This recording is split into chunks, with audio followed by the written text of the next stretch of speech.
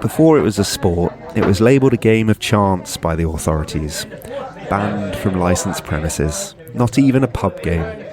Thankfully, the landlord of the Adelphi pub in Leeds had other ideas. A man who believed so steadfastly in the working man's right to enjoy a pint and a game of darts that he was prepared to be prosecuted for it. And he was. Prosecuted, that is, for allowing the game of darts to be played.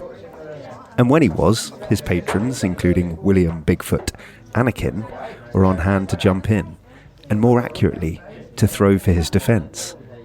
Before there were cries of 180, there was Bigfoot, stood in the courtroom, throwing a mere 120, 3 double 20s in a row, before a judge.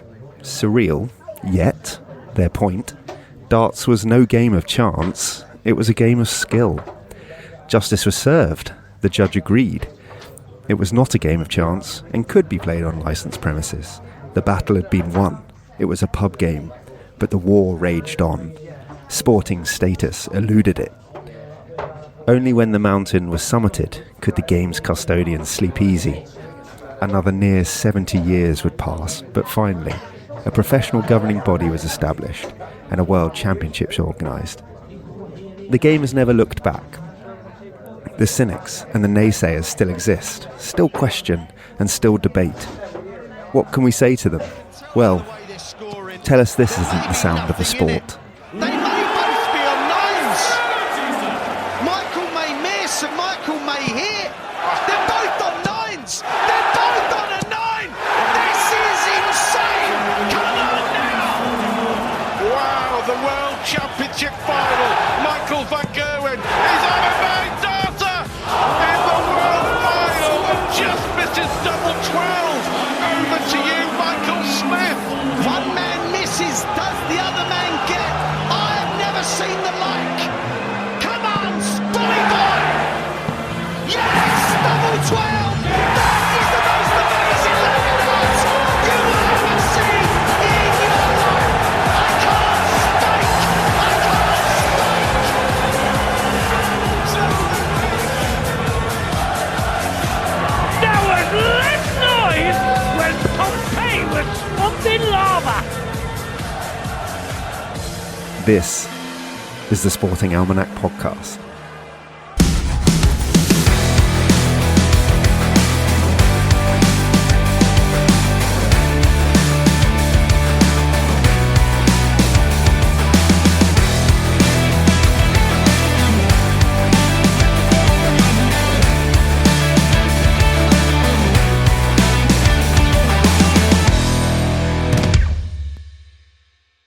It's going to be 5-0, isn't it? Now, we could wait till they're hungover in like the 5th test and beat them, NASA style. But other than that, yeah, it's looking bad. 2-0 down. The Gabba went as the Gabba always goes.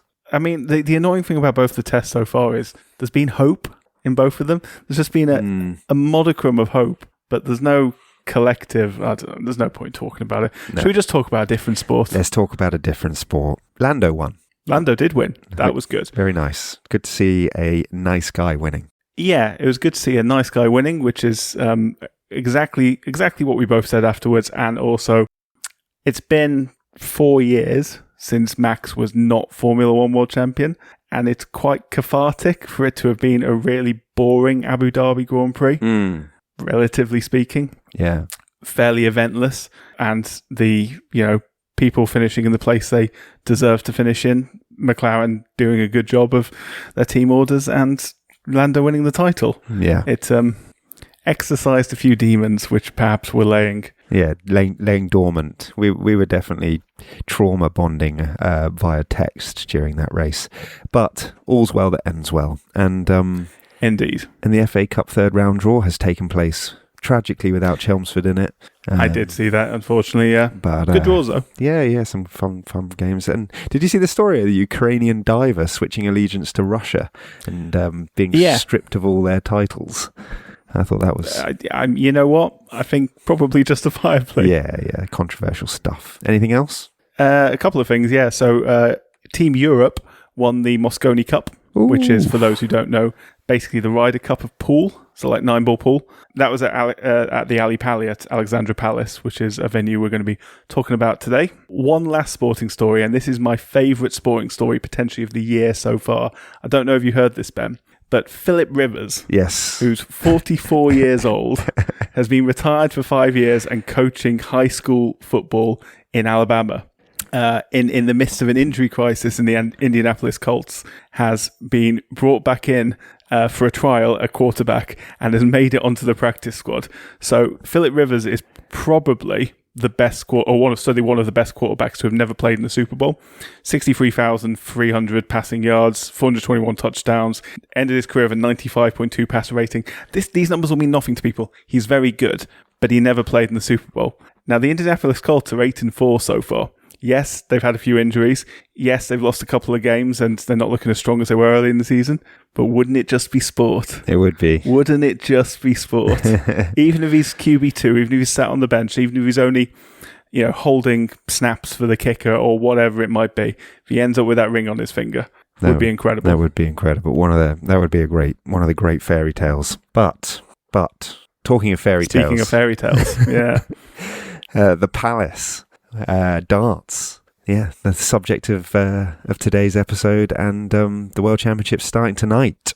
And starting with a bang as well. I think, is it the second or third match? It's got the world number 1 in it. Yeah, Mr. Luke Littler. You may have heard of him.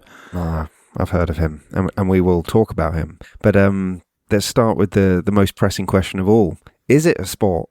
So obviously, we've been doing research for this, and I've been thinking a lot about this question. Same. And I think it is, like, anyone who looks at darts players and thinks, oh, that's not an athlete, or look at him, he's chubby, or he looks more like he can drink 10 pints and he can throw 10 darts. Whatever you're thinking, you can't do what he can do.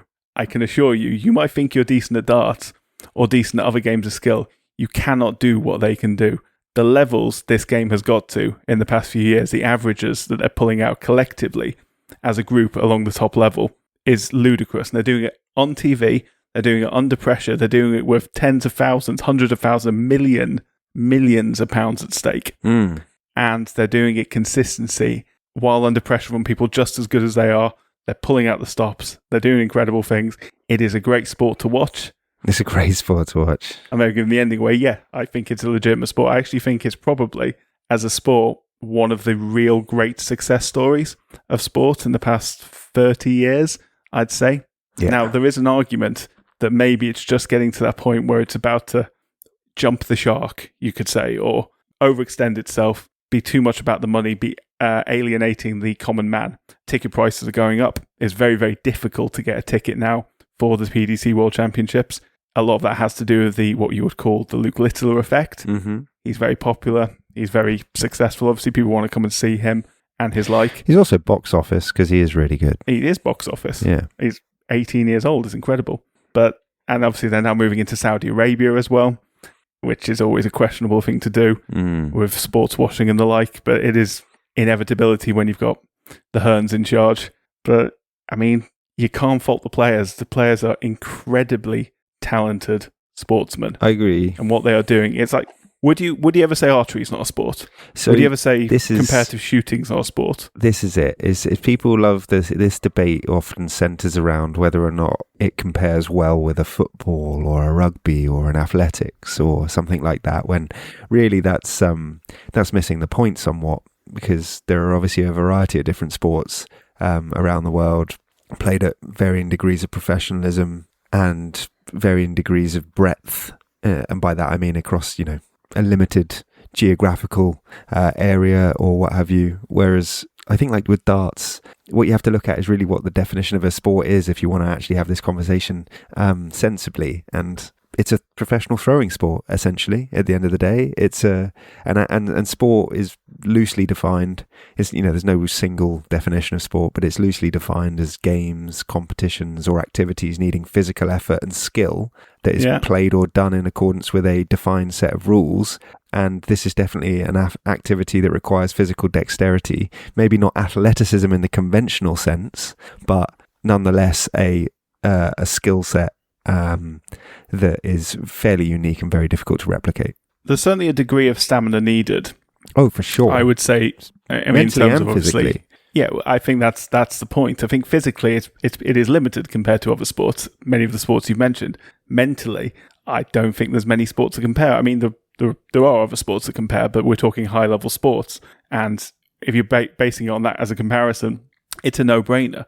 Like, if you are up against someone as incredibly talented as Luke Humphries or Luke Littler in a World Championship final, you have to be perfect. You have to be consistent. You have to be perfect. And they are. The repetition. And they pull it out the bag. And, from a stamina perspective, like that point you're making, from the repetition of a motor skill, like a finite motor skill, is hard. And you can get, I don't want to over-egg this, but you can get repetitive strain. It's very, very finessed.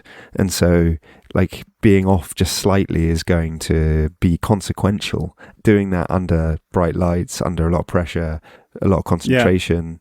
Yeah, like, it's difficult. It's a difficult game. Obviously, it's like, it's originally a pub game, but, Well, it certainly is. Even before that, it was arguably a martial game, as archery was originally, like spear throwing and the like, and then smaller dart throwing later. Yeah. But yeah, it's why is it liked? Popularized. Why is it popular? Well, that's it.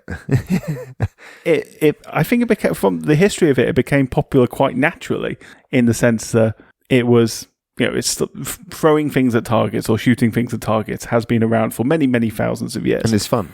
And then, and it's fun, and everyone likes it. And the idea of like an archery target or even a dartboard, the idea of like concentric circles, it comes from if you cut a tree in half. Yes. And you see the circles coming out from the middle. And that was the original target. You just cut a tree in half, and then you'd throw closest ring to the middle. At it, or yeah, whatever it might be. And whoever hits closest to the middle wins. That's where these sort of targets came from originally. And then as you get into sort of the more modern age, maybe in the last 200-300 years, public houses become popular. People have a bit more spare time, a bit more spare income to spend in these pubs. They want to have social games. They want to be able to gamble. They want to be able to wager bets against other people. They might even want to hustle people in certain cases, whatever their particular style is. And it goes hand in hand with this pub culture. It is a very, very accessible sport. All you need is a dartboard and 3 darts, and you're in. That whole setup, even in this modern day and age, will cost you £70-80 maybe for a decent set. That's not hugely pricey compared to how much it would cost you to get into. Even a decent snooker cue is more than that. Yeah. This is it. It's let alone the table. You mentioned snooker, but it's not dissimilar to pool in the sense that it's it's originated from clubs and pubs. Like working men's clubs. I mean, not like nightclubs, obviously. And it has like it has a recreational tradition behind it. And I think one of the things that we mentioned about rugby is that it's an every man or every woman sport. Like, anyone can have a crack at throwing darts at a dartboard. Absolutely. And it markets itself as that. And you only have to look at the players in this modern day and age. There's a big old mix of sizes, shapes, and personalities on show there. Yeah, and if anything, it always has been. Luke Humphries bucks the trend somewhat in that regard, because he is indeed in pretty good shape. Which is he tries to get the every single % out of his game by whatever means he can, be that analytics, be that fitness. Yeah. Which is how he goes about it, and that's why he's the number 2 in the world, but I think people often refer to him and Luke Littler as 1A and 1B. Yeah. Because they are so damn good, the pair of them. Yeah, that's true. I mean, I think the other strength that the game has is that it is light-hearted. And it's entertaining. It is. It's easily turned into a show. It's very open-minded. You can create characters and rivalries, and they have. You can add all sorts of pomp and ceremony around it, and we'll probably get into some of that when we talk about the modern-day game in due course. And it just ultimately is just fun. But it does have a tension, like, in the same way that when you're waiting for a putt to drop, like waiting to see if someone's going to hit a double to check out, or when someone's on a 9-darter or something like that. Like, there's a suspense and a tension that excites and exhilarates. You're building to something, like that makes it. There absolutely is engaging, I think. But yeah, I mean, I guess our plan is to go a little bit like we do through the background and the history of darts and how we got to where we are, and then maybe talk a little bit about the World Championship now, its format, how you qualify for it, the prize money, and some of the characters.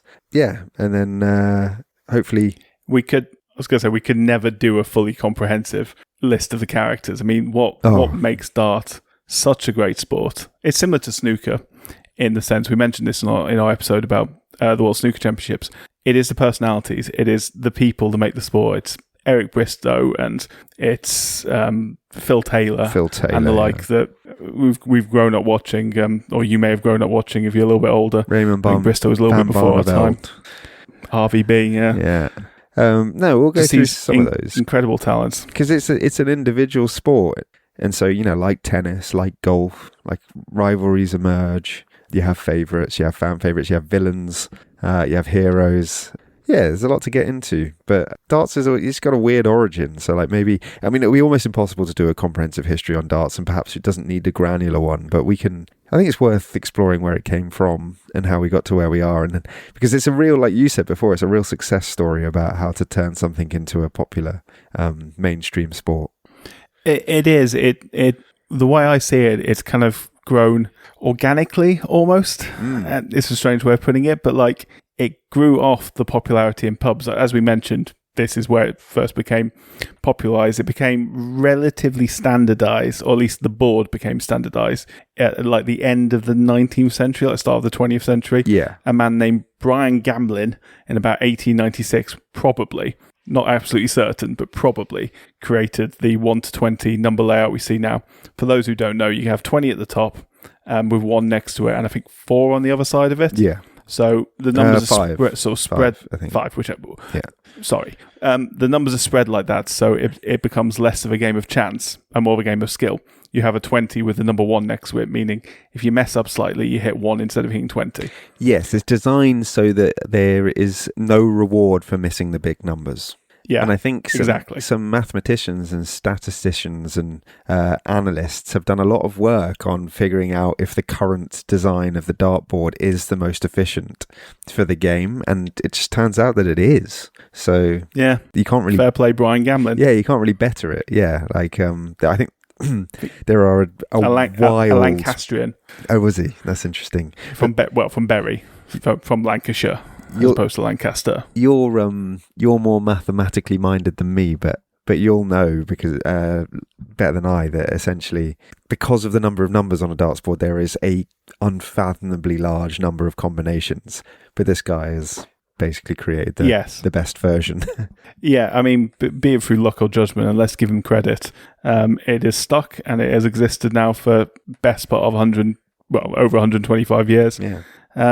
And you have rings within the center, within the numbers, where you have the double on top, so a slightly a larger of the 2 sections on top, which is worth double, and then a smaller section in the middle, which is worth triple. So the highest number on the board is 20, and the highest scoring segment on the board, therefore, is the triple 20, worth 60 points. Now, there is also the bullseye, and this is darts is very simple. It's a very simple game. Almost the only thing you have to know about it to not look silly if you're playing a game of darts on TV is bullseye is not the best place to hit. Yes. And quite a lot of TV shows get that wrong.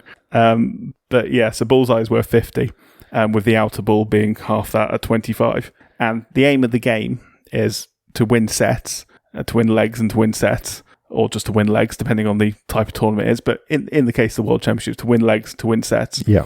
A leg is a countdown from 501 points. You have to get exactly 501 points, and you have to finish on a double. Mm-hmm. And that is it. It's a double or the ball. Simple game. And you don't really have to do the maths yourself. There is somebody counting down for you, and they will, if necessary, tell you what you need. But all the pros know the checkouts, and there are a multitude of checkouts. They've done it thousands of times before. And some of the checkouts have nicknames like the Big Fish and other things. What's the highest checkout? 170 is the Big Fish. Yeah. That is 2 treble 20s and then bullseye. There you go. Because bullseye is the biggest double, if you call it a double. So you're allowed to finish on a bullseye. Yeah, that's the other thing. It's a double or a bullseye you can finish on. But it's... And that's kind of it. It's a simple game. That's sort of all the rules. Yeah. Yeah. And then if you win X number of legs, you win a set, and if you win X number of sets, you win the match. You mentioned it there, like the creation of the board. That's not really though where. Even though the board was created to punish inaccuracy, it was still considered a game of chance, which we alluded to in the intro. Which you excellently alluded to. And it was 1908 basically. It was the first time it was declared a game of skill. And where else would that happen but the heart of Yorkshire? Leeds. Yeah. Leeds. The Adelphi pub and the landlord, whose name I think you have. Jim Garside. This is just a really fun story, actually. I mean, this is It's an excellent story because it is exactly the way to do this, and you tell it yourself. Oh, well, I think you kind of already have. Yeah, kind of already have. I mean, essentially, it was a game of chance, so therefore, games of chance were banned from licensed premises, meaning obviously you couldn't play them in pubs. Essentially, so dice games or card games. Yeah, it's considered gambling, for a better phrase, and gambling was effectively illegal apart from on certain premises. So you weren't allowed to play it. The people obviously love playing darts.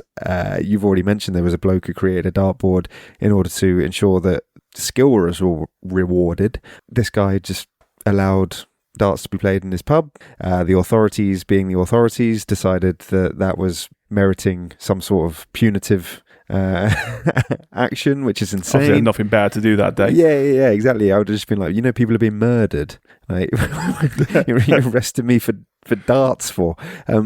So this guy gets prosecuted, and his patrons come to his aid, and literally.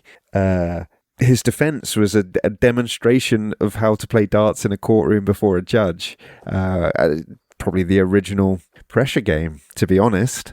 Yeah. On a literal stage in front of a literal judge, throwing darts at a darts board and hitting prescribed numbers in order to demonstrate that it's not a fluke. And William Bigfoot Anakin, which is a great name. An excellent name, yeah. He was the guy tasked with illustrating the point, and illustrate it he did with 3 doubles in a row, 3 double 20s. And to answer our earlier question, is darts a sport? Well, legally speaking, according to a 1908 ruling, yes, it's a legitimate pub sport. Yeah, game of skill, not a game of chance. And from that day forth, people are allowed to play it in pubs. It wasn't given official sporting status, but it was now recognised as, a skill. It wasn't too long after that. It became hugely popular, though, through the National Darts Association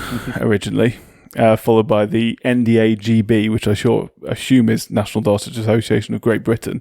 So they standardised the rules and they started to organise leagues and stuff across Britain. But the thing that really made the difference was the introduction of the News of the World Individual Darts Championship. Which presumably was the News of the World newspaper who started that. It launched in 1927 with about 1,000 entrants, and by just before the Second World War, 280,000 people entered nationwide. Now, put that into context, what the population of Britain was at that point. I think that's 0.5% of the population. Whoa. At that point. Incredible. Yeah, that really is incredible. But it's a hugely popular sport. Was it played at county level? Essentially, so you didn't have obviously there wasn't a world championship at the time, but you played leagues within counties, and then you could represent your counties and play cross county. Yeah, it's basically a series of competitions. You'd have local tournaments, county tournaments, regional tournaments, and eventually you'd end up at the like a nationals, the big final tournament, and with a chance of making plenty of money out of it. Yeah, for the days, because they charge £5 per person entry, or whatever it was back in the day. Yeah. With the winner getting most of that. Interesting World War II aspect to this. Obviously, very, very popular News of the World tournament before World War II. With the coming of the war, all tournaments paused.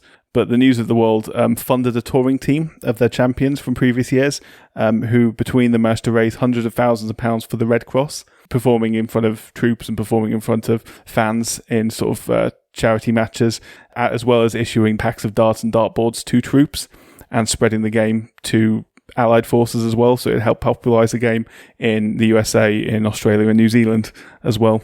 As wars often tend to do, we've mentioned this with baseball as well. Like baseball became popular because of the American Civil War, and volleyball as well.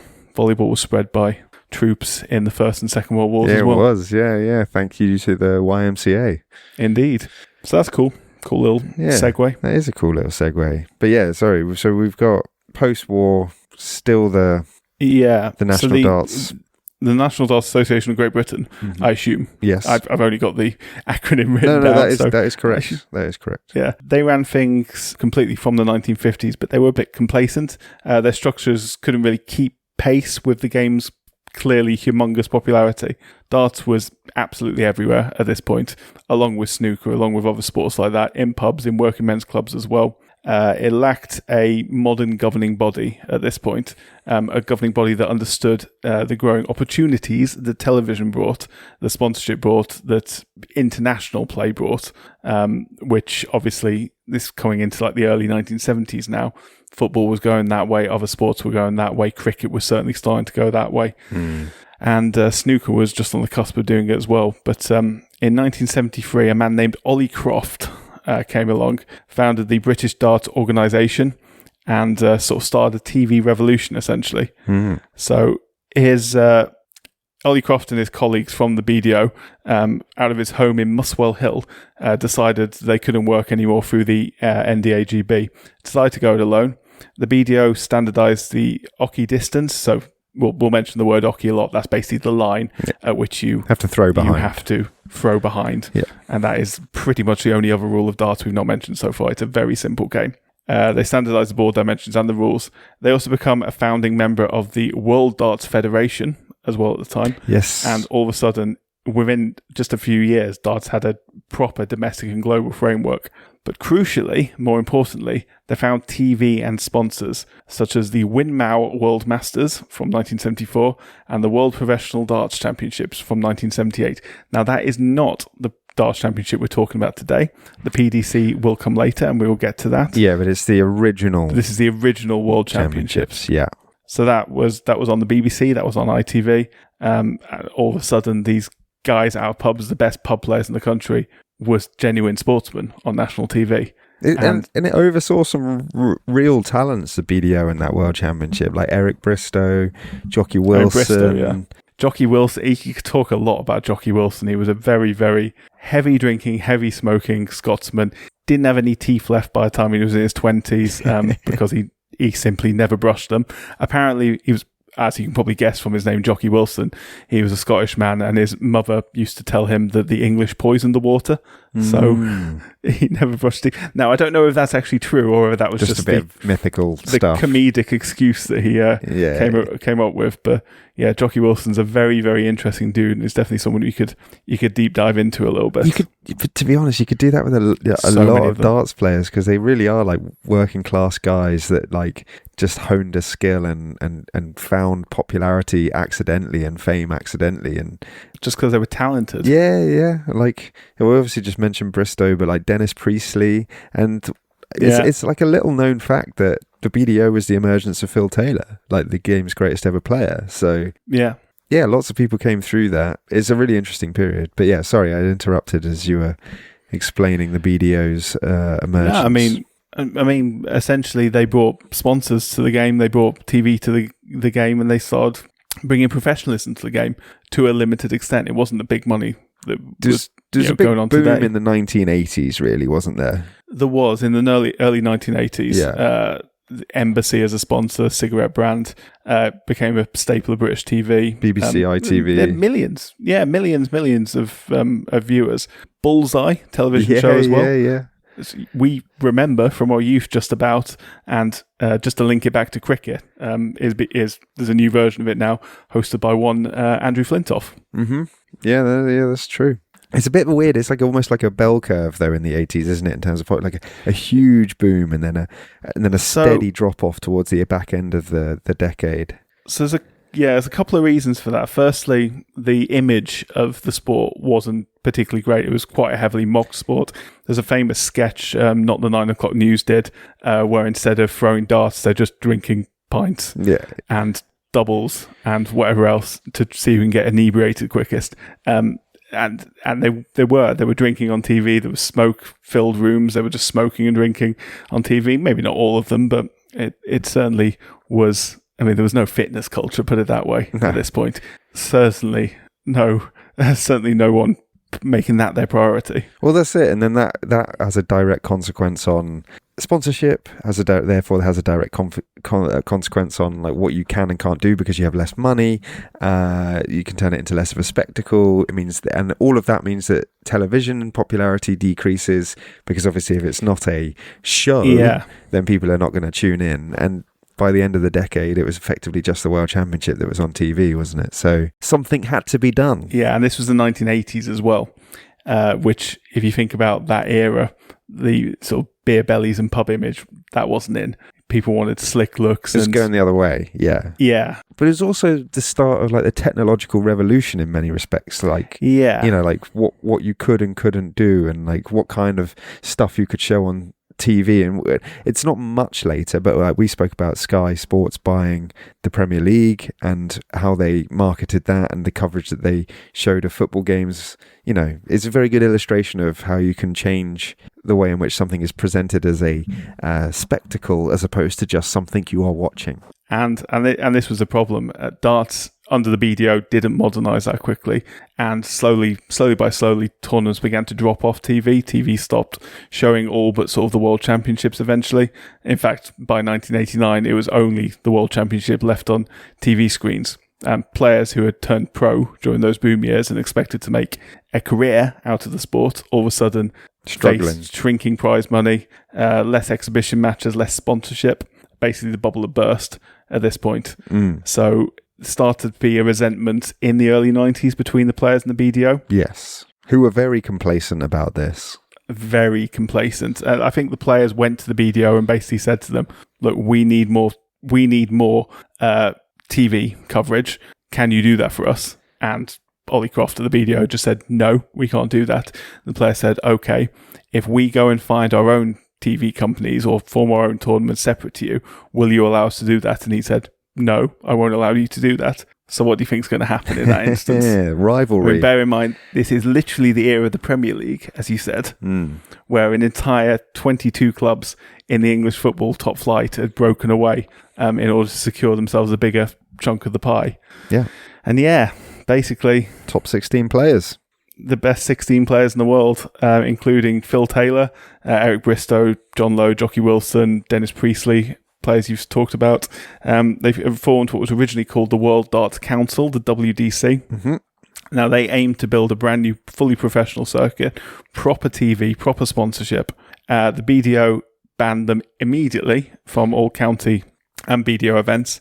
The World Darts Federation, which, as I mentioned, is the international governing BDO is body, affiliated, the international governing body, exactly. They backed the ban in most countries. Not the United States, funnily enough. The United States didn't go along with it, and that allowed land of the free. A revenue source for them early on. But the Americans are never going to ban something that's purely capitalist. Indeed. But the most important thing here, the WDC, the World Darts Council as it was then, they secured a deal with Sky TV. This was obviously a time where, this is 1993, 1994, so just after the Premier League had started and was growing really well for Sky. Sky, as we mentioned in that Premier League episode we did, episode 1920, whichever one it is, they were boned before they got the Premier League. They were losing money, hemorrhaging money at that point. Yeah. Got the Premier League and all of a sudden they turned it around and they were making millions and millions each week, and they wanted to expand that model. So among the sports they expanded to was rugby league eventually and other sports as well. But darts is one thing they decided to take forward. They took it forward. Sneaked in. Yeah. With this concentrated group of the 16 best players. And it's pretty much not a gamble. They also had They're taking the best players. They had, I mean, that is a crucial feature. You're spot on there. But they genuinely had like the support of some really clever marketing people and managers who went with them, like who saw the potential of the game. So it weren't just 16 guys sort of like lobbying. They did have corporate professionals who could see that there was a route, the potential of the sport. There was a route back to like the TV money and sponsorship, etc. Yeah, so eventually it all came to the head where the WDC sued the BDO for restraint of trade. This basically was settled in a agreement known as the Tomlin Order, which recognised the WDC's right to run pro darts and lifted the bans. The only stipulation placed upon them is to change the name so it wasn't the World Darts Organisation. The World Darts Council. It changed it to the Professional Darts Corporation instead, the PDC, as it remains to this day. And it was an organisation completely laser focused on elite professional darts. BDO effectively becomes the sort of traditional body for amateur semi-pro players, up-and-coming professionals, giving a route sort of to the top, to the PDC for professionals, as well as some players, certainly in the early days. Raymond van Barneveld was a good example. He played for the BDO for a long time and was BDO world champion a number of times before I think it was about 2006, he switched over to the PDC. And that was really the beginning of the end, about 2006, where the switch completely went and the PDC became the pros, the Premier League, essentially. There was a lot of defectors, though, from the BDO. So that Tomlin order that you spoke about, I think the thing that was quite interesting when I was reading about that is that the terms and conditions of that agreement essentially meant that if you played in the BDO tournaments, you couldn't play in the PDC or vice versa, unless you had prior agreement from both sides. So effectively, to do so would be a breach of contract, and one governing body could sue the other. So, if the PDC poached somebody who was particularly good in the BDO midway through the season or what have you, then effectively the BDO would have been entitled to sue for compensation for breach of contract and loss of earnings, etc., etc. But they never did, because the PDC were backed by Sky, as you say, who had such a boom in popularity and strength, and therefore financial resource, that essentially the BDO, it was never cost effective for them to actually sue for damages, because the PDC just had deeper pockets and would long off the litigation and to basically cripple the BDO. So the Tomlin agreement effectively became redundant because of the strength and power of Sky. Yeah, that's fair enough. And there's a few other reasons the PDC succeeded where the BDO failed to. One of those reasons was in 2001, Barry Hearn took control of it. Now, Barry Hearn's a very love or hate kind of figure, as is his son Eddie Hearn, who anyone who follows boxing will know. They are extraordinary marketers of sport. They brought obviously boxing and snooker they've been heavily involved in. They understand about sort of big arenas, walk-on music, getting the public involved, getting the crowd involved that way, getting the atmosphere up right for the start of the game, which helps maintain it throughout and just adds to the spectacle that way, as well as branding, as well as global TV deals, as well as keeping the tour as a year-round tour as well. All things they've done in other sports as well. Brought that to darts, made a huge difference.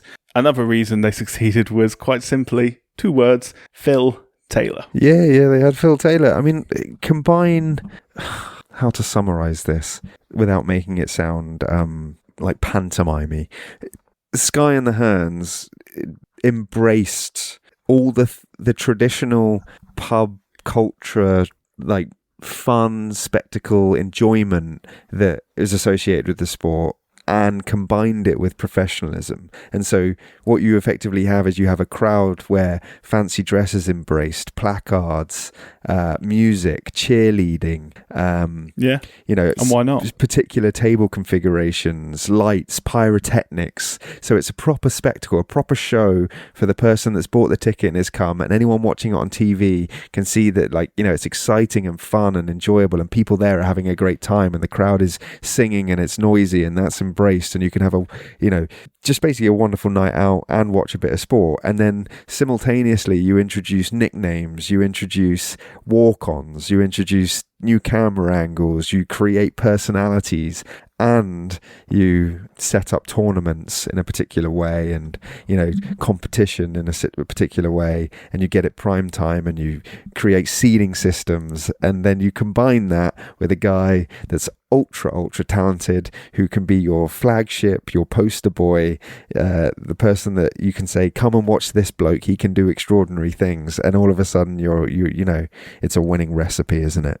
Yeah, and that's what they did, and this is the product that they provide to this day. It has honed itself a little bit. It's become huge. I mean, the World Championships particularly, eventually the prize money between the BDO events and the PDC events just separated so much. They weren't in the same sphere anymore. The BDO ended up folding. Yeah. In 2020, the World Darts Federation sort of took over most of the tournaments directly that were run, but it's gone now. The PDC is the be-all and end-all. Since 93 was the PDC. Is that their first World Championship? Yeah. Yeah. Yeah. So now it is the only World Championship now. For years between 93 and 2020, they ran the World Championships side by side, but the PDC largely became considered the true world champion due to the talent, obviously flocking towards the money. Yeah. I mean, when you combine the winners, there haven't been very many across the BDO and the PDC. One man is miles ahead. Yeah, I mean, this is, we've talked about Don Bradman a couple of episodes ago as being that far ahead of his peers. I think you can make a case for Phil Taylor. I'm not sure. I don't think he matches the Don, but I think you can make a case for Phil Taylor. Even when you compare his averages to modern players, he is still, I think, something like the top 20 PDC World Championship averages ever. I think he's still like 10 of them. Even like to this day. Yeah, and he's way ahead of his time. Like, I mean, let's just put everyone out their misery because we're alluding to it. Phil Taylor's won 14 world titles, and the second... Including, was it 8 in a row or something like that? Yeah, something like that. 2 BDOs, and then 12 PDCs, and then, as you say, about 8 in a row, I think. Basically dominated the 90s. If you didn't know anything about darts, you still knew who Phil the Power Taylor was. Yeah, and...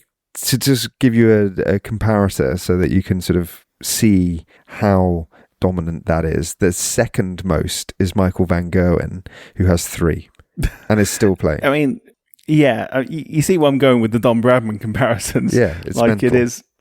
It is a huge gap. I think maybe in terms of the era he was playing in, I think he still would have been successful in this era, and bearing in mind he was playing at a level he had to win. There's nothing to say he couldn't have raised his level if he was in the modern age. But, I mean, it clearly darts is highly professional sport now. There is an immense number of extremely talented players. So averages, so when I say average, that would be the average of your free darts in terms of a number. So obviously, if you only threw 180s, which would be a terrible way to go about it because you could never win a game that way, your average would be 180. If you obviously threw an average of 101, that's pretty good. 114, that's amazing. Getting up into the 120s, that's like a once in a lifetime for a match of darts. But yeah, yes, mate. It's Phil Taylor was the first to hit 100 regularly, really. And it's like people were winning the tournament in averages in the 70s before Taylor. Which is still a hell of a lot better than I could do, but still.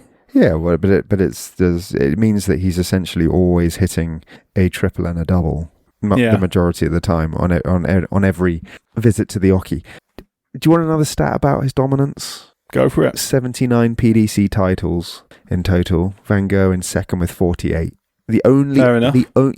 The only other player in history in double figures is James Wade, and he has 11 for now. Because Luke Littler must be closing in on double figures already. Luke Littler has 9. There you go. Yeah. 9 PDC majors from 13 major finals. That puts him 4th on the all-time list. He's 18. Pretty impressive. But it also just shows how damn good Taylor was. Like, to be that far, basically just won every tournament he entered. That's not much of an exaggeration. And he won 8 world titles in a row from 95 to 2002. That was the period of dominance that you were referencing earlier. Yeah, I mean, other than that though, mate, like there haven't been many other people that have won this tournament. Like you've got John Part, Adrian Lewis, Gary Anderson and Peter Wright all have 2. And then everybody else is a one-time winner, and they include Dennis Priestley, Raymond van Barneveld, who ironically is known for his rivalry with Phil Taylor, but has won World Championship. Because he lost to him so many times. Yeah. Rob Cross, Gerwen Price, Michael Smith, Luke Humphries and Luke Littler all have 1 each. So it is a sport that has been dominated by Taylor so significantly for such a prolonged period of time. It's crazy. The guy's a legend. I compare him to Don Bradman deliberately, and anyone who's not listened to our cricket episodes might not know why that's such a big comparison. In terms of how he's stood out from his peers, it's almost incomparable. It'd be interesting to see what the next few years bring, really, in terms of, obviously, Luke Littler has had an incredible first couple of years as a professional, at an incredible young age. Whether he can keep that up, whether he has the mentality to keep that up, the sort of killer instinct to keep that up, keep up his levels while those around him come for him, because there are a lot of incredibly talented young players. That 15-year-old lad in the WDF tournament, Scottish guy, I've forgotten his name. Laurie is his surname.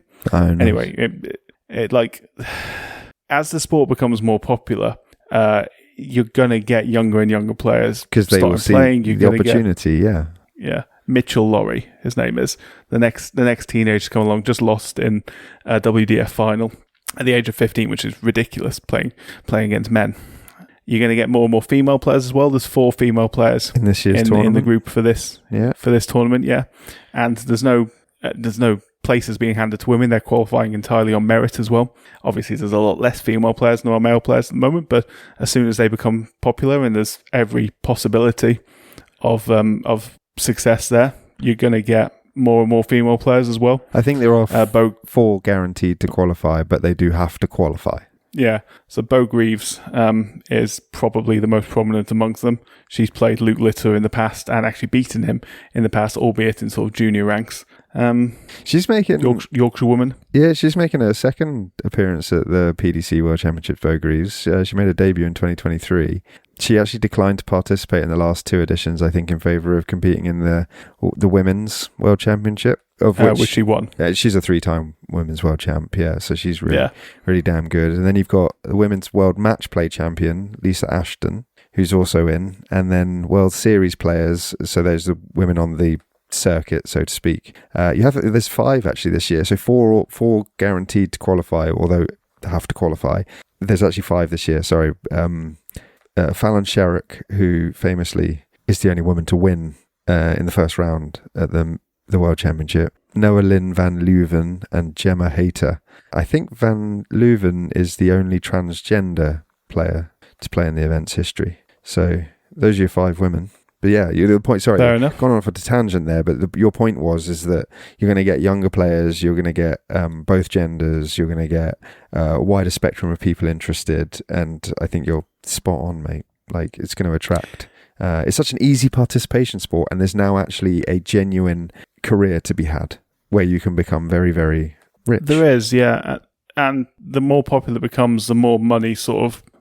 I hate the phrase trickle down because as an economic term it's just nonsense, but it trickles down to the players below. Obviously, it was the case maybe 20 years ago that this sport was making millionaires out of its world number 1, 2, 3, 4, 5.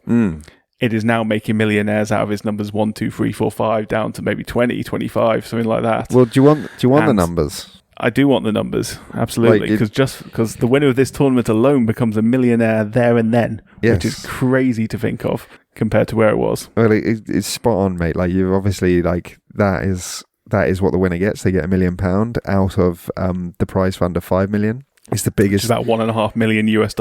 Yeah. Biggest, for those listening in America. You want to do it for $2 million Australian dollars for those listening in Australia? You want to do any more? Such easy conversions right now. Yeah, so that's the winner. Prize fund of $5 million. It is the biggest pot that there has ever been. But in terms of your trickle down analogy, runner up gets $400K. There you go. $400K nice. For making the final. Semi-finals. I mean, you wouldn't say no. You would not say no. Semi-finals, $200K if you lose in the semis. Losing the quarters gets you $100K. 4th round, 60, that's a cool number. 3rd round, 35K. 2nd round, 25K. 1st round, for qualifying for this tournament and losing in the first round, you get £15,000. Like, when you say trickle down, it's a different world. You're right. It's a different world. Like, there's people, and we're talking about an age when we're talking about the News of the World days, certainly, but even the early BDO days, where there were semi-professional players, there's players who were hoping to earn some money because they were working as whatever they were working as during the week, and could probably make like 5 weeks' wages by winning a tournament, something like that. Maybe 10 weeks' wages if it was a big tournament. And now we're in a point where, I mean, that's half a salary for a average job just for turning up to this tournament. Yeah, and it's the biggest straight in your pocket. It's the biggest version of the tournament as well. So you've got a 128 player field, which means that 64 people are going to get 15 grand for rocking up. Yeah. That's expanded from 96 at last year's edition. It gives you a hell of a chance to make a career of it if you're talented and if you put the work in. Yeah. And there's a big incentive there to do it, which there simply wasn't until the likes of Taylor and Bristow broke away with the PDC and forced a hand, got Sky Sports behind them and built off that. And that's, I think darts is the first sport that we've spoken about. I think this genuinely is peak right this second. I think you can make the argument for almost every sport we talked about, like be it objectively or subjectively, that it had its peak or that it's not quite its peak yet or that it's struggling for some reason, whatever it might be. I think at this exact moment, dart is at its peak.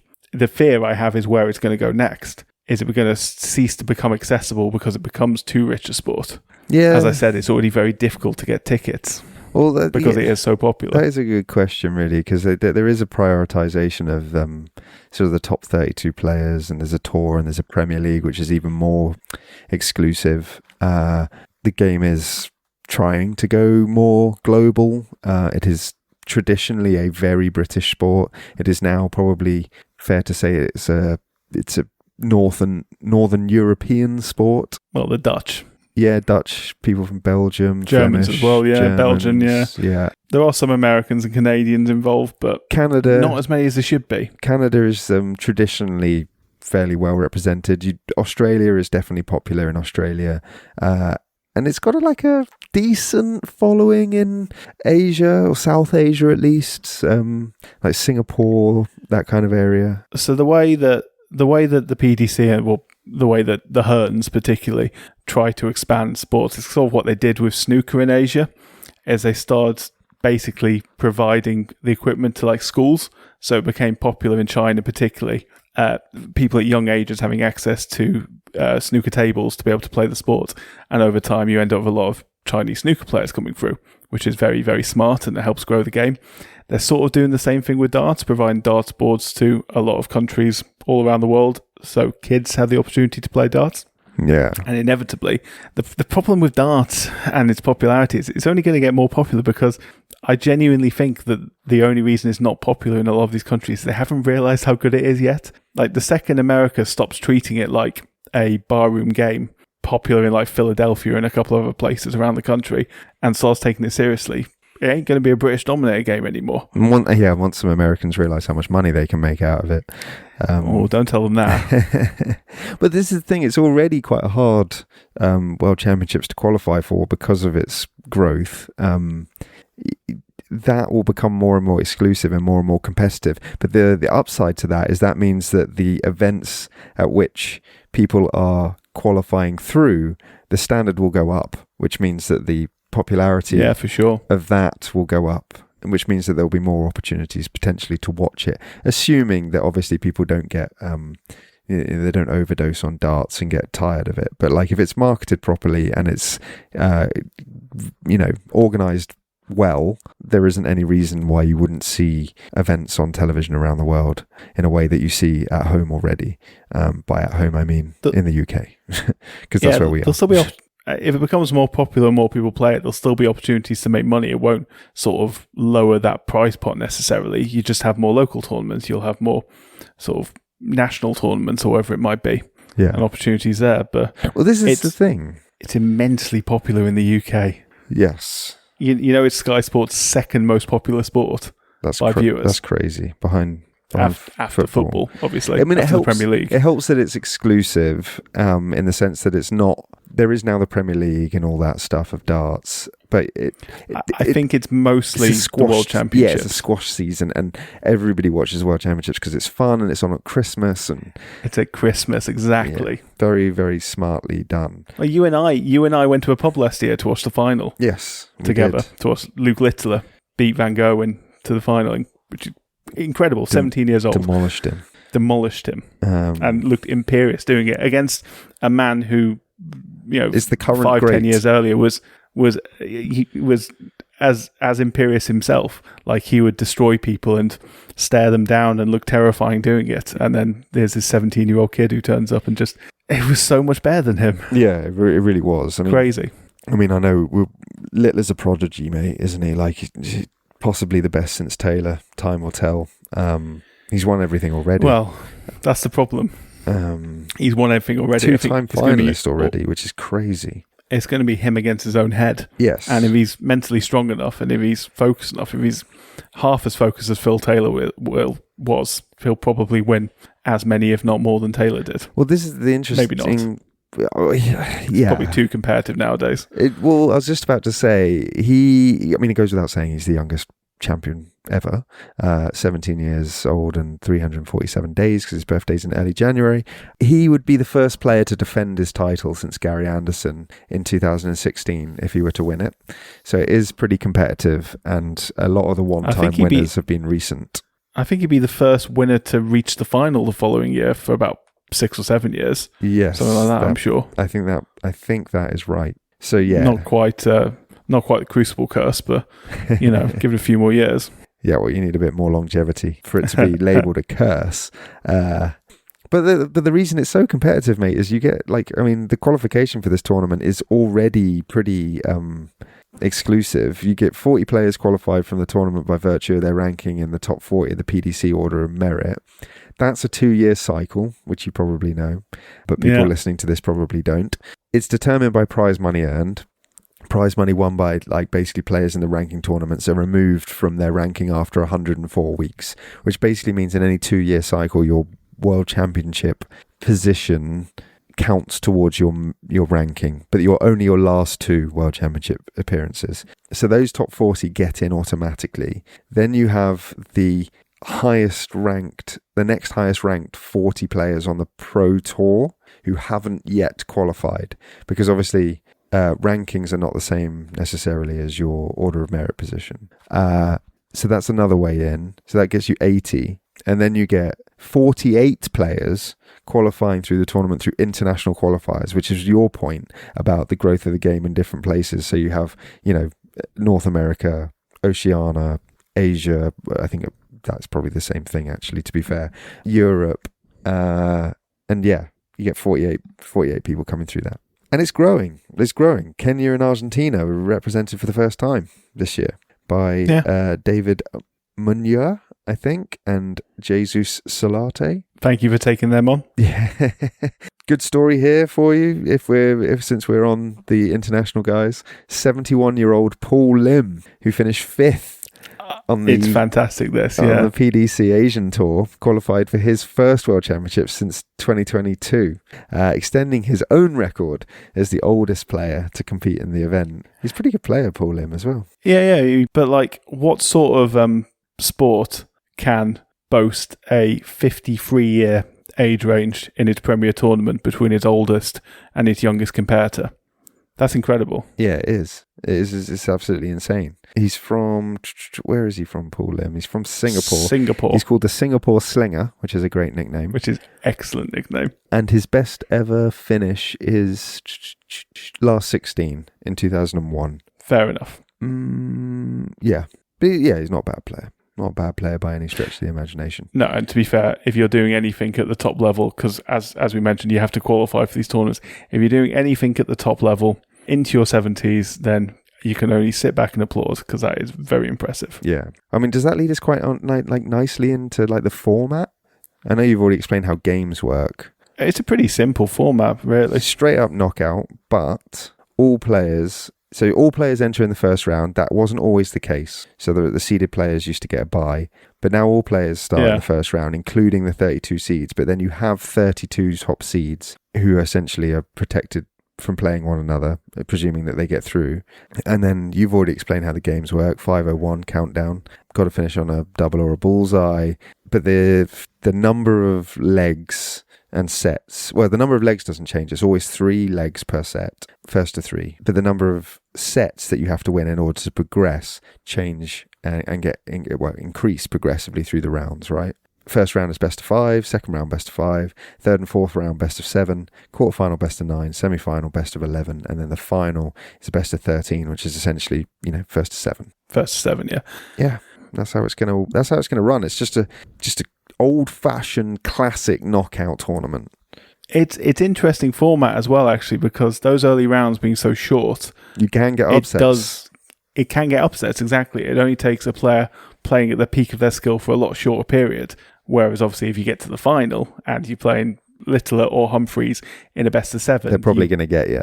Are you going to be able to maintain that for that long? Maybe not. Yeah. That's a very good point. And there have been editions of this tournament where the seeds fall early, and you get some real long runs, which is quite fun because it can propel people into, very high in the order of merit because it's based on money. And that can then serve them well for the next, 12 to 24 months of their careers. And if you win it, Jack, you get the Sid Waddell Trophy, named in honour Sid Waddell, of the great man. The most quotable man in maybe all of sporting history, certainly in darts history. He had some words, Ben. Yeah, he did. The voice of darts, quite literally. Nicknamed the thief of bad gags. Have you got any of his quotes before you? I've got a couple. You chuck them in. It's the greatest comeback since Lazarus. Yeah. When Alexander of Macedonia was 33, he cried salt tears because there were no more worlds to conquer. Bristow's only 27. He's burning the midnight oil at both ends. The atmosphere is so tense. If Elvis walked in with a portion of chips, you could hear the vinegar sizzle on them. Oh, that's a good one. I like that. It's like trying to pin down a kangaroo on a trampoline. He looks about as happy as a penguin in a microwave. I really like this one. William Tell could take an apple off your head. Taylor could take out a processed pea. So specific. I love that. Yeah. But he's a really interesting guy. And the reason I think he's so fascinating is because he wasn't a player. So, like in the modern day, we're all very familiar with former pros becoming pundits and former pros becoming commentators and, even presenters in the case of, very famously in the case of Gary Lineker in football, for example. Whereas Sid Waddell he went to Cambridge and studied modern history. He's a very talented rugby player, injured himself. That diverted him in the direction of darts. He set up some basically inter-college darts competitions at university, got to the final, as you might expect, but lost to a team of trainee vicars in the final. Oh, as you do. In 1961 of the tournament that he set up. Sport for everyone. Well, this is it. And then he goes on to become an academic originally, I think, but then entered journalism, and he worked for local news with none other than Michael Parkinson, of all people, at Granada. In Yorkshire. Granada, yeah. And then he joined the BBC and did a lot of the BDO coverage. And then Sky obviously hired him, and that's really when he very much became sort of a household name through his commentary of darts. Big Newcastle United fan, father of 5, devoted husband. Unfortunately, like we all do, we'll all have our day. He got bowel cancer and died in 2012, the day after his 72nd birthday. But the trophy, because of the sort of indelible mark he made on the game, is now named in his honour, which I think is really cool because there are not many trophies, major trophies, named after, the very historical ones where they're named after aristocrats and famous, like, rich people that bought trophies. We talked about a few of them, But there are not many that are named after people who have made a contribution to the game just through their love of it and their passion for it, and I love without that. being a player. I really love that, and I think commentators are very not so much underrated, but like how like when they die, it feels like such a heavy loss. It feels like losing a voice, and losing a part of the sport, because as much as you're watching on TV, you're listening to the commentary. So like when Eddie Butler died or when John Motson died, it hits hard. And you nailed it when Sid you Waddell, said you lose or you've lost part of the sport, mate. That's very well put, because that is what it is. It's you obviously lost a person, and obviously you've lost, like, something that you are familiar with, but the sound of the game and how the game is transmitted to you is you don't really appreciate the impression it has on you until it's no longer there. And Richie Benno, of course. And the great man, Benno. But I actually had this is the thing, I think darts is one of the games that is synonymous with, like, those sort of characters.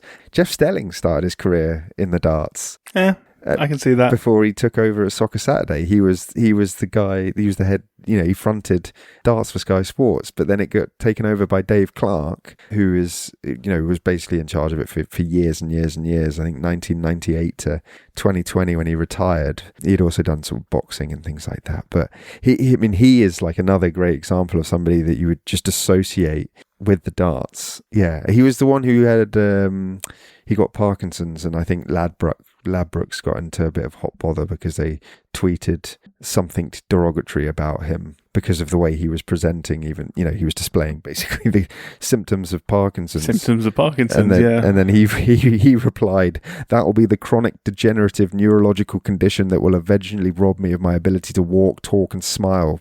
Thanks, Ladbrokes." And then they swiftly apologised. I don't blame them.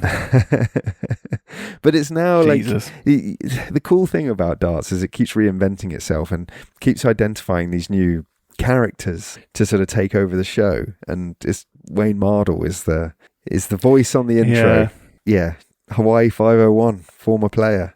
Actually finished runner-up at 3 PDC majors, lost to Phil Taylor every time. Yeah, I was going to say this. He was actually a very good darts player. I think he got to top 3 in the world at one point. Yeah, so, not shabby. 5-time World Championship semi-final. But that piece of commentary, that leg of darts is the most ridiculous. So one thing we've not really explained is what a 9-dart finish is. Yeah. Now is an apt time. So a 9-dart finish is exactly what it sounds like. It's the quickest way you can finish a leg of darts, and it is throwing, it doesn't necessarily have to be treble 20, treble 20, treble 20 twice.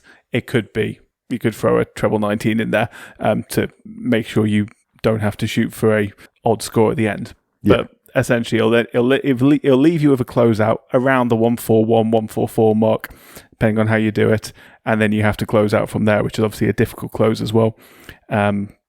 Something like treble 20, double 12, or something like that, or treble 20, treble 19, double 12 to close out. Mm-hmm. Difficult to do, and obviously this particular leg of darts between two extraordinarily talented players called Michael. Michael may hit and Michael may miss. It was the World Championship final. It was a final, worth pointing out. Yeah, World Championship final. Michael Bully Boy Smith versus MGV, Michael Van Gerwen. MVG was throwing first. He was on a 9-darter. Michael Smith was matching him dart for dart, so they had both gone treble 20, treble 20, treble 20, treble 20, and MVG went treble 20, treble 20, and then missed the double 12. And then Michael Smith went treble 20, treble 20. It might have been treble 19, I can't remember. But hit the 12. And it was absolutely insane on account of the fact that televised 9-darters are rare. 9-darters in World Championship finals are even rarer. I think this is that was the first one for 7 or 8 years. Yeah, I think it's the second ever. Yeah, and so the place went absolutely bananas, and it's widely regarded as the single greatest leg of darts ever played. But it summarises what we were saying before. You're playing Van Gerwen, who, as I said, was an absolute beast at his best, and this was him. I mean, he was at his best for many years. He got to the most recent World Championship final. He's still ranked like 3 or 4 in the world. Like he's... Oh yeah, brilliant player. Obviously, he was dominant a decade ago.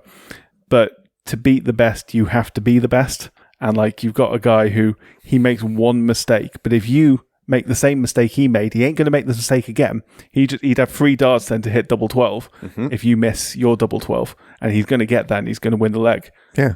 So the only way you can beat him is by being perfect. And the crazy thing about that leg as well is that had MVG hit the double 12, he would have won the leg. Smith would have never even got a shot at it. So his 6 perfect darts would have been irrelevant. It's high pressure stuff. Turns. You're taking in turns to start the legs, and you have the advantage if you have the first dart. Yeah. Because you get first chance to finish it. First person to finish it finishes it. It's not like a sudden death or anything. No. It is once it's done, it's done. Well, exactly. But you have to win. If it's a deciding set, then you have to win it by 2 legs. Yes, you do. And to account for that. But they've capped that now because of the size of the tournament. So it's 2 clear until I think it's 6 all or something like that. And then you have a sudden death now. Toss a coin or something, is it? No, it's just a single sudden death leg, I think. or something like that. But yeah, like, let's put this into context, mate, because the 9 darter is really what it's all about, isn't it? As a single spectacle, because it is the perfect leg. It's obviously the highest single achievement in the sport outside of winning a tournament or something like that. It's only ever been done on television 96 times in the history of the game. Bearing in mind, the game's been on TV since the 80s. It's rare. It's become slightly more common recently. Yes. Common is, I'm putting that way too high, but like maybe the regularity of a 9 darter is like the gaps between them are narrowing, but I wouldn't say it's happening, often. And our aforementioned Paul Lim was the first to hit one at the World Championships in 1990 in the BDO World Championship in a second round victory over a guy called Jack McKenna, which is quite cool. Legend. Adrian Lewis was the first to do it in the World Championship final in 2011 against Gary Anderson, and it was 12 years later that the leg that we just described took place, which is crazy. Fallon Sherrock is the only woman to achieve one. Littler is the youngest at 16. I mean, I think he's already got 4. I'm sure many more to come, but I mean, the kid's a freak. Let's just accept right now the kid's a freak. Yeah. He's got 4. Taylor's got 11, which is the most. He's also the only player to achieve 2 9 darters in the same match, which he did in the final of a 2010 Premier League game against James Wade. That's insanity. Bearing in mind, James Wade, as we've said already, is a 11-time PDC winner, like the 3rd on the all-time list. Like, pulling his pants like that is just what you're doing. Cool little fact. Paddy Power, who is sponsoring the World Championships, they give 60 grand to a player who gets any 9 darter in the World Championship, but they also give 60 grand to a random fan, and they donate 60 grand to Prostate Cancer UK every time it's done. But obviously it won't happen very often, so they've hedged their bets, but that's very generous, to be fair to them. It is. It's the right way of doing it. Paddy Power are generally the least objectionable of the betting firms out there. That's my opinion.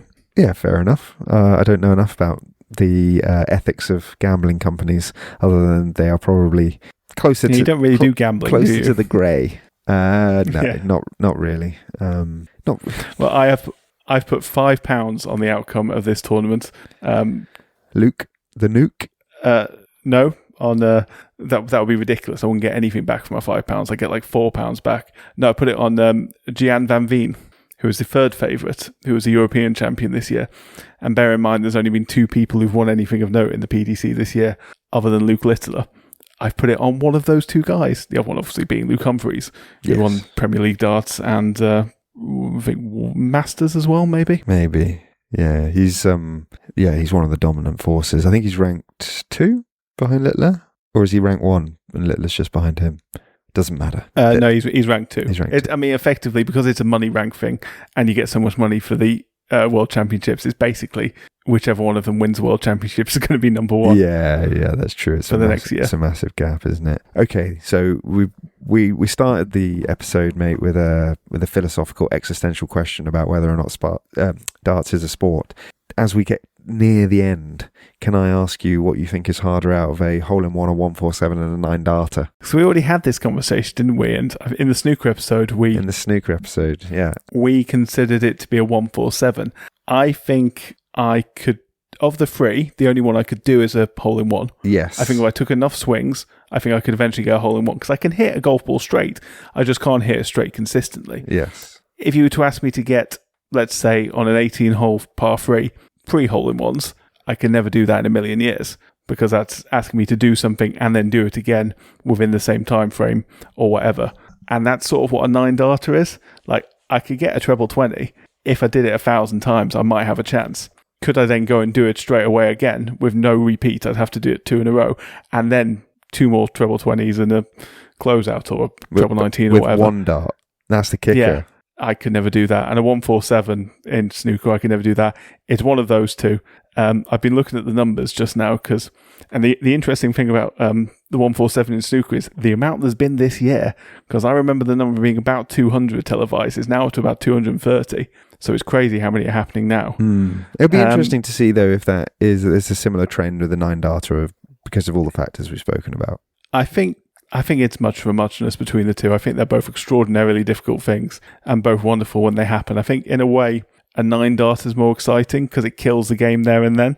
And a mistake, and you could still lose the leg. Yes. In a 9 darter. Yeah, Whereas it doesn't guarantee you anything. Once you're over what 89 or whatever it is, or not even that, 70 whatever, in snooker, you've won the frame. You've won the frame anyway. Yeah, and you're just doing it for your own sort of look at me, look how great I am. Yeah, that's true. And obviously for the extra prize pot. Well, indeed. Yeah, so I mean, I guess unless maybe it's just all that's left to say is this year's edition. Unless you want to talk about anything else. I mean, the only other thing I've got is I asked my friend Matthew, who I repeatedly mention on this podcast, because he is genuinely a darts fan, I asked him to tell me a random fact about darts. And he replied saying, sometimes Dirk van Duivenbode brings an aubergine to the oche. And I didn't know he was joking or not. But actually, it turns out that particular dart player grows aubergines in his greenhouse back in the Netherlands and does sometimes bring them to the oche with him. So there you go. There's a random fact for you. Well, that's an eggplant for anyone listening in America. Peter Snakebite Wright always has funky hair, and I think his wife might be a hairdresser, but she also paints the side of his head like as part of his persona. That's quite fun. I love that. So yeah, there's some real quirks, and the walk-ons are fun, and the music's fun. And if you want to watch it, if you want to get into it, then it's 11th of December, so tonight, to the 3rd of January at Alexandra Palace in London. It is the 33rd edition of the World Darts Championships, the 19th to be held at Ali Pali. Interestingly, in the West Hall, but for the last time, because it's going to be moving to the venue's Great Hall from next year. Is that because of size?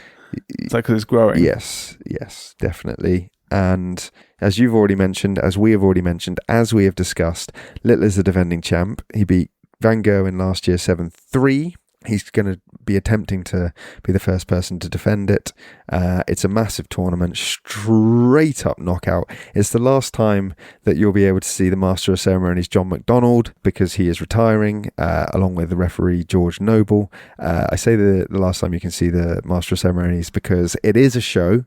You'll hear his voice. He announces the players. He calls out the scores. He's the 180 guy. Also a super interesting bloke. Used to be a paratrooper. Survived an accident where his parachute didn't open properly and he became entangled in his equipment. That's never a good thing. And I think he ended up in a coma for 6 weeks. Yeah. But he's a mainstay of Sky Sports events. So his voice and tonight's session, you've already mentioned it, Jack. Third on Littler versus Darius Labanowskis, current world champion, world number 1. You can also see Kim Hybricks versus Arno Merck. Hybricks is a former quarter-finalist. Michael Smith, the former world champ, is playing Leisha Ashton, who is one of the female qualifiers. And then basically it's every game, every afternoon and evening up to the 23rd. Little break for Christmas between Christmas Eve and Boxing Day. Restarts again 27th to the 30th. Breaks for New Year's Eve. Starts again New Year's Day. Final Saturday, the 3rd of January. And you and I will probably watch the vast majority of the games. And why not? It's Christmas. What else have you got to do? What are you going to do? Yeah, exactly. Eat some leftovers. There's only one Boxing Day football game on this year. You might as well focus your attention on the darts. Diabolical. And it's United. Yeah, United Newcastle, isn't it? I think it's a good one. But yeah, what happened to traditions? Traditions, man. Sky Sports. Let's not be those guys. Sky Sports, the only place to watch it, I think. I mean, probably other places overseas as well. Overseas, yeah, sure. Google is your friend because I haven't done the research for you this week. Sorry. Boo to you. So, darts. We love it. You should love it. Get involved. Try it out if you've not tried it before. But what other sport do we love, Ben? A sport we haven't done for a while. And where are we next week? Association Fußball is back. And how is it back? Yes. In what format is it back? I mean, I was going to say it's not really ever gone anywhere, but specifically, we will be doing probably me talking very emotionally about Mo Salah quite a lot because we'll be doing the African Cup of Nations next week, which is a very, very interesting tournament, and there's a lot of history there. Very interesting history, and a lot of different winners, not necessarily of World Cup fame, which is interesting. And a lot of quite cool winners as well. Yeah, which we'll go through. But we're back. We're back in the wheelhouse, the safety, the comfort, the embracing arms of association football. Obviously, we're big football fans, but truth be told, don't know a huge amount deeply about the African Cup of Nations. I obviously know the basics. I know who's good, who's bad, who's won it in the past. But yeah, it'd be nice to dive into the deets. Completely Look forward to it. Agree, mate. It's going to be a lot of fun and a good opportunity to learn about a tournament that everybody is familiar with and knows happens with a degree of frequency, but probably doesn't know heaps about. Mo Salah, Mo Salah, running down the wing. It's gonna happen a lot. Yeah. Right. Well, let's get straight back on the internet and start researching, mate. And just looking forward to speaking to you about it. Can't wait. As long as you can keep it together. It's going to be difficult, but I'll do my best. Cool. No promises. All right. Well, have a good week, mate. We always sign off this way, but we both know we'll be in contact every day. Love you, mate. Love you too. See you in a bit. All right. Bye. Thank you once again for lending us your ears. If you enjoyed today's show, then please take some time to leave a like, a follow, a review, a comment or whatever. And as always, please do tell your friends, neighbours and colleagues about us. Thank you to those who have already. Our theme tune is Oh Yeah by Harmony Productions. You can find us on Instagram and Blue Sky at The Sporting Almanac. Next up, it's time for Africa as the Cup of Nations kicks off. Until then, whether you're Team Luke or Team Luke, backing Michael over Michael or the other way around, as Sid Woodell would say, it'll be as predictable as a wasp on speed. So always remember, sport is nothing without the history that makes it. Goodbye.